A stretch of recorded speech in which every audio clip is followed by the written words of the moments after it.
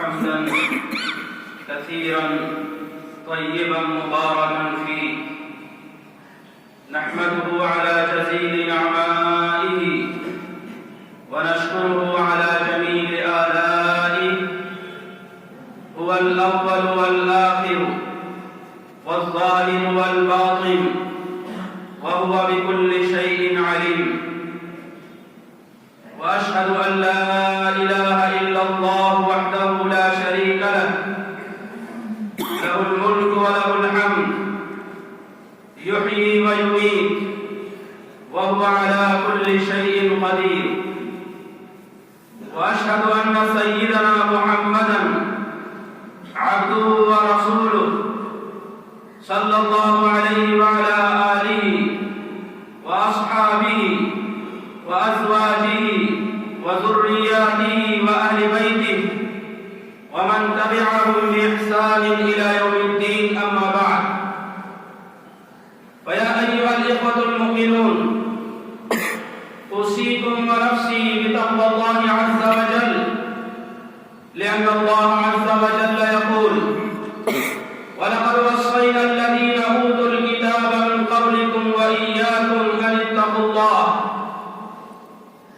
وأوصيكم ونفسي بالتفقه في الدين، لأن الله سبحانه وتعالى يقول: وما كان المؤمنون لينفروا كافة فلولا نفر من كل فرقة منهم طائفة ليتفقهوا في الدين ولينذروا قومهم إذا رجعوا إليهم لعلهم يحذرون. أيها الإخوة المؤمنون، هذا الدين الذي نتشرف بالانتماء إليه ليس مجموعة عقائد وعبادات وطقوس وتقاليد، بل هو دين الأخلاق والمعاملات، دين السلوكيات والعلاقات الاجتماعية. هذا الدين كما يتحدث عن الفرد وواجباته، كذلك يتحدث عن الشعب والاجتماع وواجباته ومسؤولياته. وقد تكفل الله عز وجل لهذا الدين منذ بعثة نبينا محمد صلى الله عليه وآله وسلم بأمرين مهمين. أولهما إن هذا الدين يشتمل على شريعة تساير ركب الزمان مهما تغير الزمان واختلف المكان. ثانيهما أن الله عز وجل لا يزال يبعث في هذه الأمة علماء فقهاء حكماء ينفون عنه تحريف الغالين وانتحال المبطلين وتأويل الجاهلين. هذه هي المعجزة الكبرى لهذا الدين. فقد تحدث الله عز وجل عن ذلك فقال: ومن يبتغي غير الإسلام دينا فلن يقبل منه وهو في الآخرة من الخاسرين.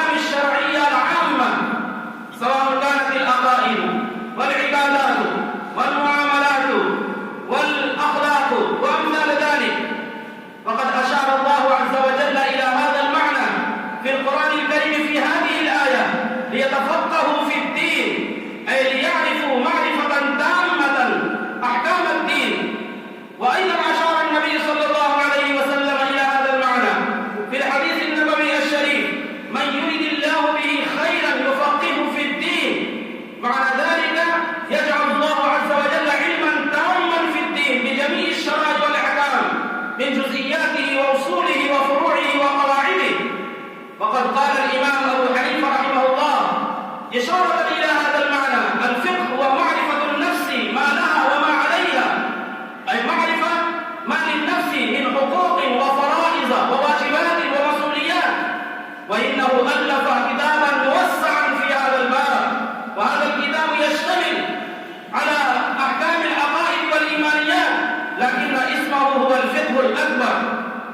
هذه الكلمة تطورت، ثم هذه الكلمة تستعمل في آخر الزمان للعبادات والمعاملات فقط، ذلك لأن علم العقائد قد سمي بعلم الكلام، وكذلك علم الأخلاق قد سمي بعلم التزكية والإحسان. فعلم العبادات وعلم المعاملات هو الفقه الإسلامي العام. الفقه هو العلم بالأحكام الشرعية العملية بأدلتها الشرعية، وموضوع هذا الفقه هو أحكام العباد من المكلفين. وأما هذا الفقه فله أقسام ومراتب، هناك فرض وهناك واجب وهناك سنة وهناك مستحب وهناك مكروه وهناك حرام. وقد استعمل الله عز وجل للفقه في القرآن الكريم كلمتين مهمتين جامعتين، وهما الدين وهما الشريعة.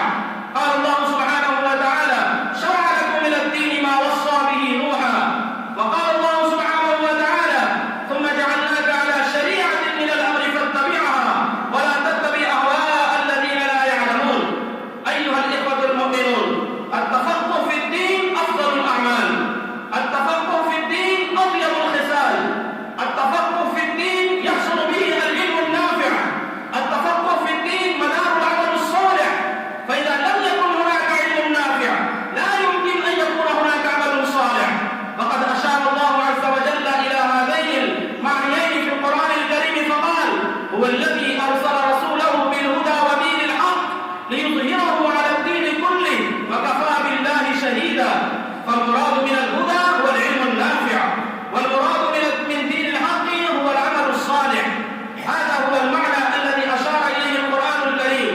ومعلوم أن الفقه إذا كان بالقدر الذي لا يصح العمل إلا به فهو واجب، فهو فرض عين، وإذا كما زاد على ذلك فهو فرض كفاية. فالتفقه في الدين والتعمق في الدين والدراية في شرائع الإسلام أصبح أمرا ضروريا في هذا الزمان على علماء الملة الإسلامية، ذلك لأن في هذا الزمان قد تنوعت الفتن وتجددت المشكلات. فإذا لم تكن هناك مهارة تامة، وإذا لم تكن هناك براعة كاملة في مصادر الشريعة الإسلامية من الكتاب والسنة والإجماع والقياس والاستصحاب والمصالح المرسلة وأمثال ذلك، لا تنحل المشكلات ولا تحل المشكلات والمصائب. وقد أشار النبي صلى الله عليه وآله وسلم إلى أصول الاجتهاد في حديث معاذ، وقد أرسله إلى اليمن قاضيا فسأله: بما تقضي يا معاذ؟ قال: أقضي بكتاب الله. قال: فإن لم تجد في كتاب الله فكيف تقضي؟ قال: أقضي بسنة رسول الله صلى الله عليه وسلم. قال: فإن لم تجد في سنة رسول الله ولا في كتاب الله فكيف؟ قال: أجتهد برأيي ولا آل. قال النبي صلى الله عليه وآله وسلم: الحمد لله الذي وفق رسول الله لما يحبه الله ورسوله.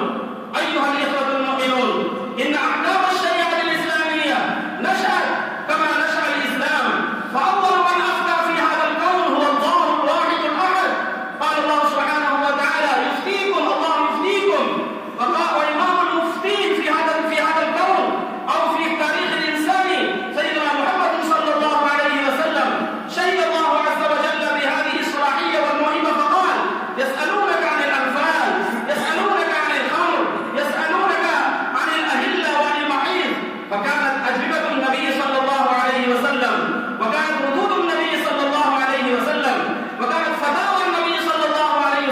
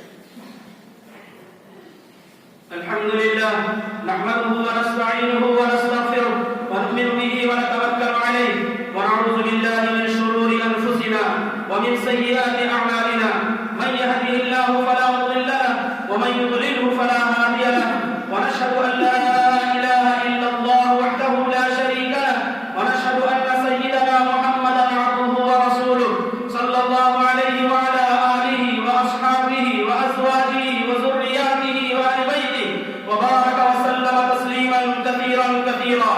أما بعد فيا أيها الإخوة المؤمنون إن الله سبحانه وتعالى أمركم بأمر بدأ فيه بنفسه وثنى بملائكته المسبحة لقدسه وثلث بكم أيها المؤمنون حيث قال مخبرا وآمرا أعوذ بالله من الشيطان الرجيم إن الله وملائكته يصلون على النبي يا أيها الذين آمنوا صلوا عليه وسلموا تسليما. اللهم صل على محمد وعلى آل محمد كما صليت على إبراهيم وعلى آل إبراهيم إنك حميد مجيد.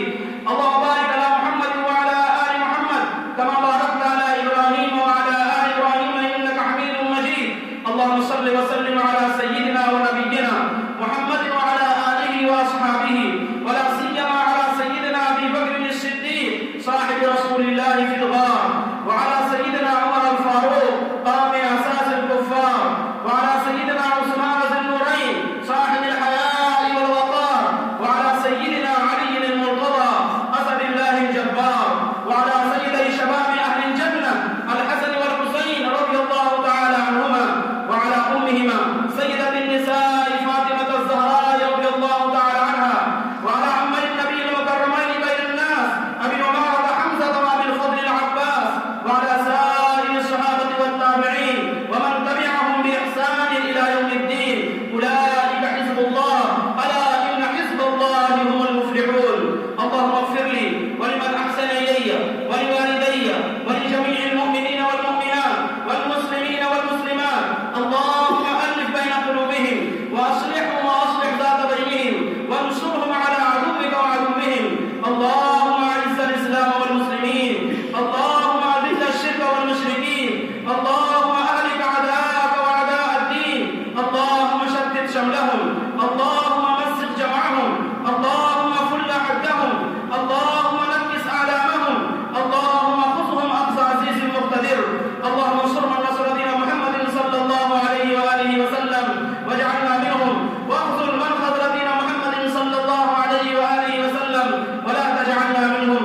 عباد الله رحمكم الله إن الله يأمر بالعدل والإحسان وإيتاء ذي القربى وينهى عن الفحشاء والمنكر والبغي يعظكم لعلكم تذكرون.